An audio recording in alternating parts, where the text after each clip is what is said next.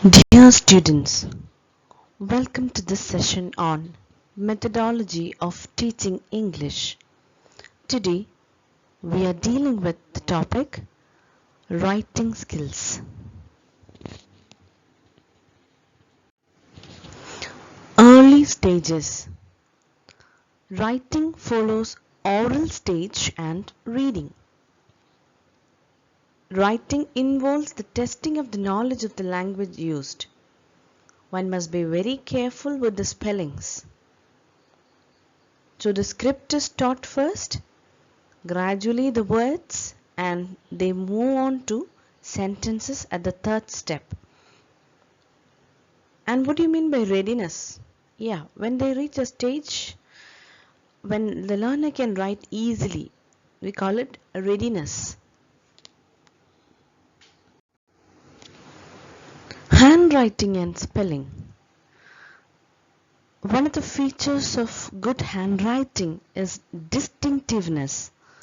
The teacher should teach the difference between the shapes of alphabets, especially they should be able to distinguish between B, D, P and the various strokes like standing line, sleeping line, slanting line and so on. This has to be taught thoroughly at the initial stage itself so that they are not confused. Each letter has a characteristic form of its own. Students shouldn't be entertained to do any sort of decoration on the spelling. Proper spacing of letters in a word, words in a line and lines on a page, all these should be taken care of. A page shouldn't be crowded. The letters in a page shouldn't be written too far apart from each other. It shouldn't be too close to each other. Everything has to be taken care of. You might remember how you started learning writing skills. Teachers might have given you 2-line transcription books or 4-line books to maintain uniformity of style, spacing and alignment.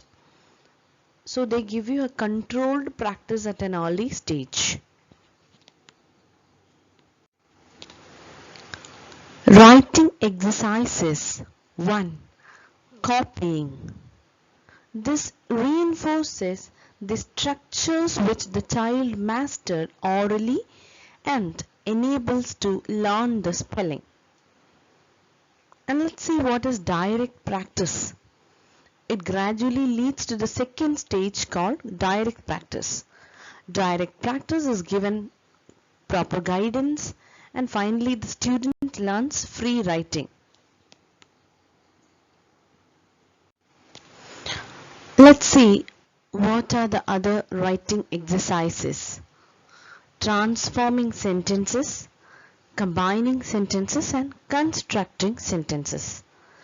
So in transforming sentences, we may convert a positive statement to a negative one.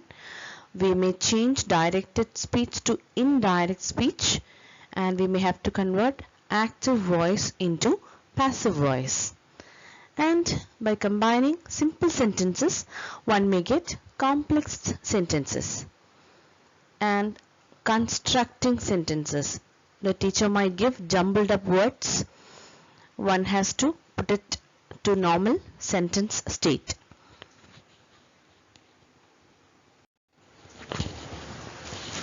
Here you can find various scripts which are taught in the smaller classes like cursive script, semi-cursive, how to join letters by linking or how to write running letters and so on. Then the writing speed and the frequency of pen lifting and so on. Coming to transcription. This involves writing on a slate, rubbing it off and writing again, writing in a copybook. There are different types of books which contain models of different handwriting patterns for the learners to imitate. Recurring patterns are used to make the practice thorough. Spelling. Good spelling is all about learning words through practice. There are different methods to learn spelling, like speaking out the word repeatedly, seeing word in print, writing a word several times. Students thus learn the exact shape and form of the words.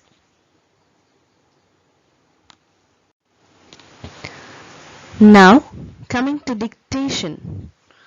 This is done to assess the knowledge of spelling. Dictations begin from simple words and gradually move on to dictation of difficult words. This helps to use the spelling skill to real word application. It's a chance to practice the newly learned word. Thus, spelling is improved from the status of a spelling list to independent writing, and the child gets mastery over the spelling pattern. Here are the 4 steps in dictation. 1. The teacher dictates a word or a phrase. 2. The child should repeat the word. 3. The child should write it. 4. The child proofreads what he or she wrote. If at all a word is wrongly spelled, the child is asked to reread it and find out the error by himself, and analyze the mistake to find if he is unclear about the shape and form of the spelling. Reteaching should be done if necessary.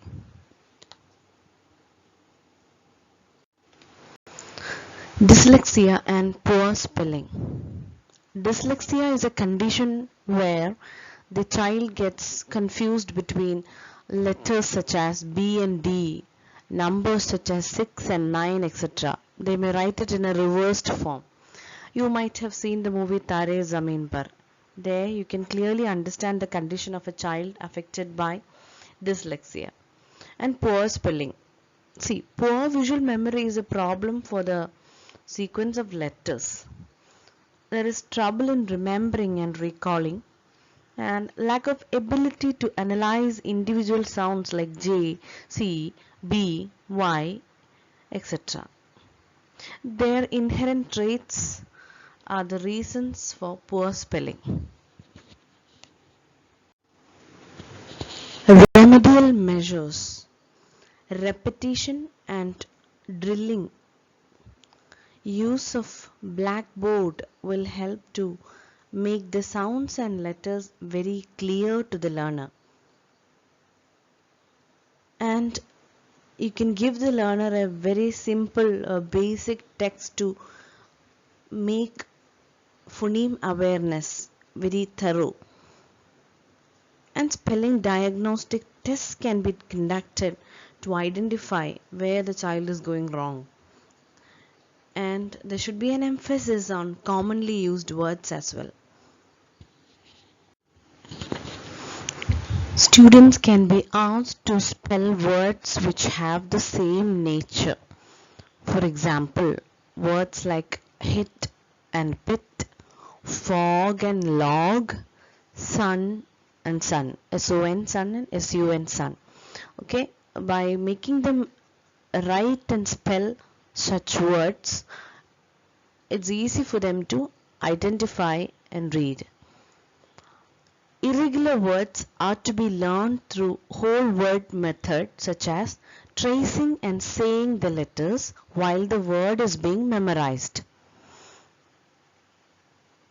To spell the words correctly, continuous practice and proofreading is to be done by the teacher.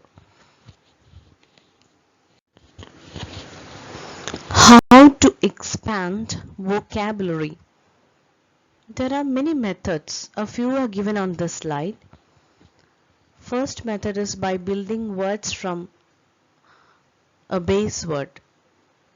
Building words of same category like care, careful, careless, and so on. You can use suffixes and prefixes to root words and get new words, derive new words out of them.